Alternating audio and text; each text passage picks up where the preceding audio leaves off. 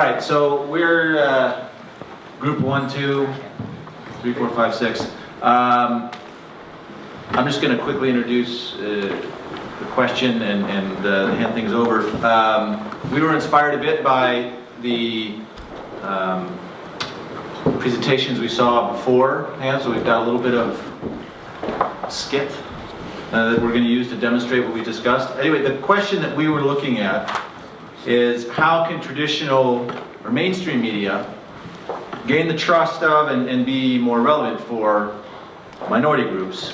And we had lots of ideas that we're going to discuss, and it turned out that we decided just to create a whole new channel.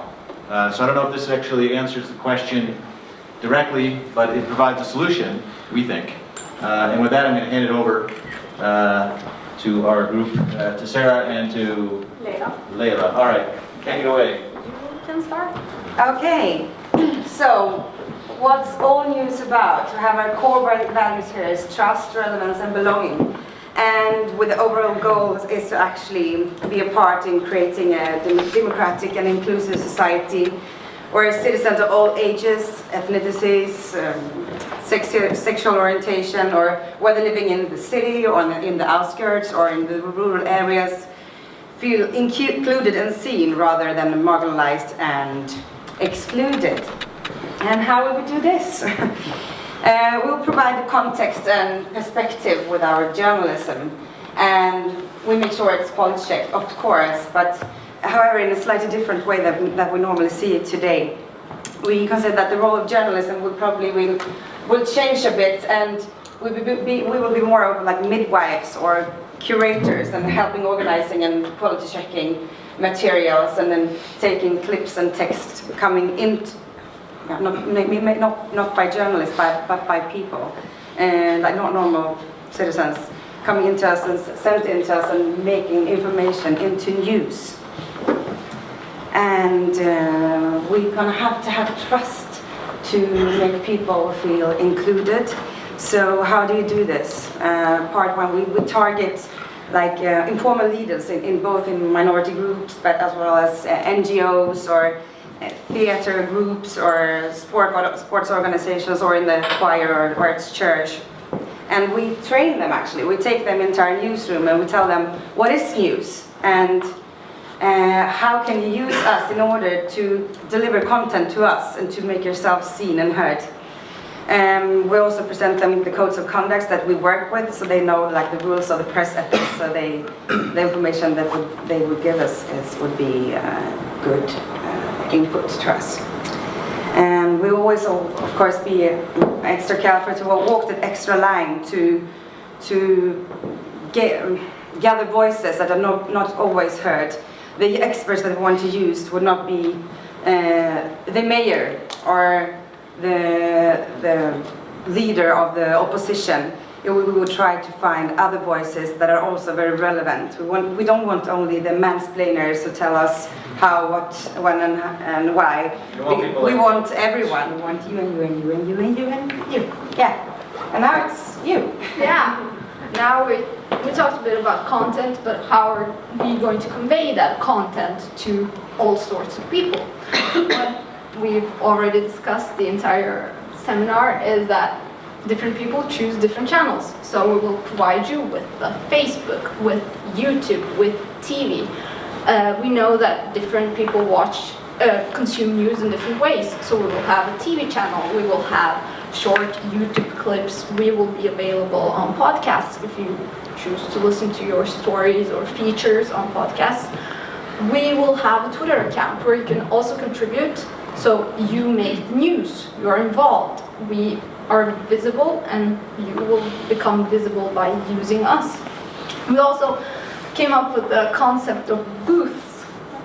If you consider traditional telephone booths that are way gone now, we want to do that differently. We want to put iPads in booths in different areas of the city where people can basically go there and film themselves talking about the issue of the day. So for example, 2 days ago when we were out here, the issue of the day was the football match between Real Madrid and Malmö. So we will have regular citizens come and tell us what their opinions are, who they think are going to win. And we will make that into content in our news channel and provide it in different forms. Now we also want to focus on what people are focusing on. So we'll do surveys, focus groups, market research, where do people get their news, who watches the news, how they consume news, and we will, or just instead of making a big survey where we go around talking to, calling people, we will just talk to them, like journalists are supposed to do, going around the community. On our administrative part, if you could say that, we want to have representative staff. So if 30% of the population in one certain city are minorities, we want our staff to reflect on that. We want experts, and this is kind of the really vital point of our news coverage, is we want experts that aren't white, male, middle-aged men. We want females, we want minority experts. We also will provide trainee programs for people, for young talents. We will go around in schools talking about our TV channel. And the last point, I will try to explain it because it's kind of I have a hard time kind of explaining it, but it's a public editor. I don't know if everybody has heard of what a public editor does, but the New York Times has a person or a staff that goes through feedbacks that comes in from the readers. Either they have an issue with this article or they don't feel that a certain voice is represented. We'll have sort of a moderator role, and we will be very focused on being self-critical, that not all that we post on our webpage or somewhere else is the best. We will always try to make it better, keeping in mind the audience and the community.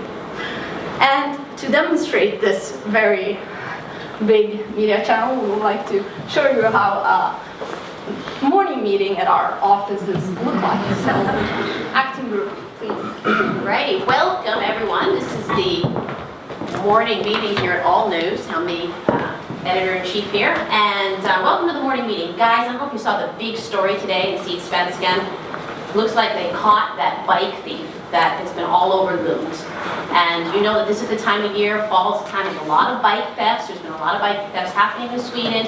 And when it comes to stories like this, whenever we talk about bike thefts, there tends to be a certain kind of person we talk about as the bike thief. And it tends to be very stereotypical. And we want to give our own all-news take on it, not the traditional media take. How are we going to do it in our all-news way? And I want to go first here to Kenneth, our star field reporter. What should we do? Yeah, I have already made some notes here because this is kind of an important case. We can find a local member of the immigrant community that also have had their bike stolen because we actually never hear anything from them. That's a great idea, Kenneth, because I can help you find the right person for my contacts.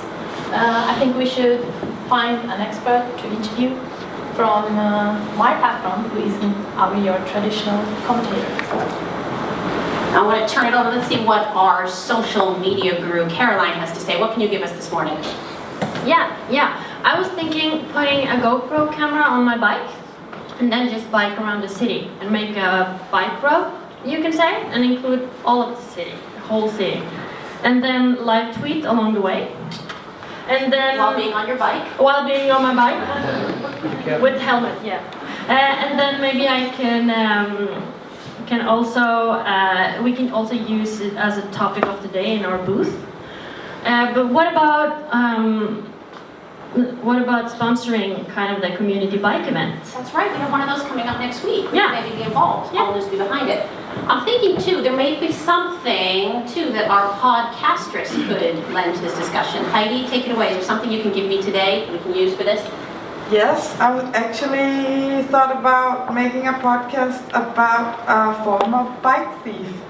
Maybe we could even find a woman. I think that people would actually think that's a good idea and tune in on that.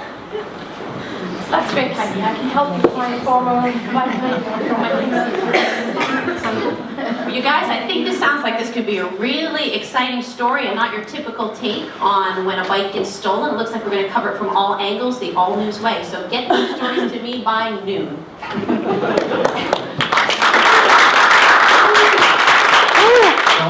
All these great minds, we made a fictional We need some help here.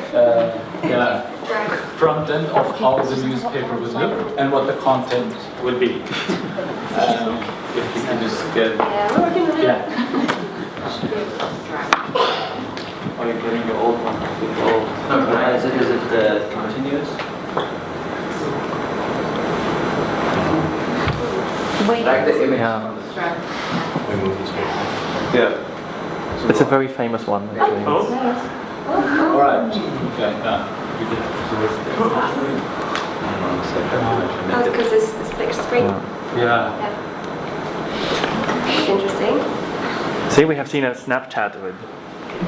Should I go green? Should I make it big? I can try. A diversity in content and channels and way of conveying would actually be a good way to kind of get a diverse audience as well. Of course, taking in mind that you have a diverse workforce as well. I would really, I need this now. Is there any way we can get it to just one screen instead of split screen? Anyone? Yes.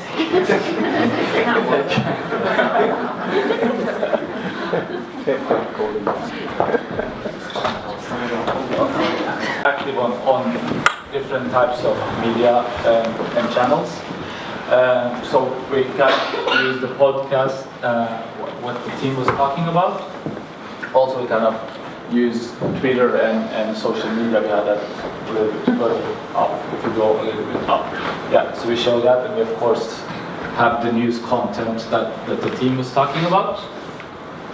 Also going a little bit further down. Yeah, you have the expert, right? I wish I would have been an expert in that, but yeah. Normally that would be Ola Nurman, right? So we on I think topic 5 with Marco, we had we talked a little bit about 360 YouTube 360 degrees. So we thought of getting to know your community through 360 degree YouTube. Also like getting the Syrian food. Where can you get the Syrian food? We had the booths we're talking about, putting up the booths in, for example, here, so we could kind of report from this place. Also, this is actually a real podcast in Norway, so you have a woman with a Iranian background as well as an ethnic Norwegian one. So it's showing diversity and reporting on that.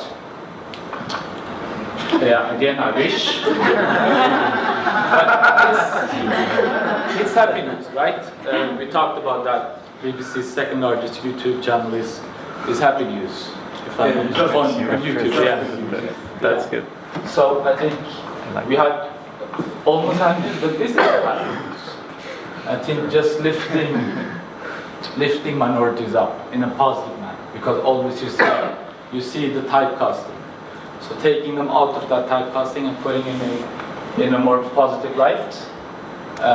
Also, we want to show that we also would be in print edition as well, and that we would be giving content in different languages as well. Yeah, I think that is it. That's good. Cool.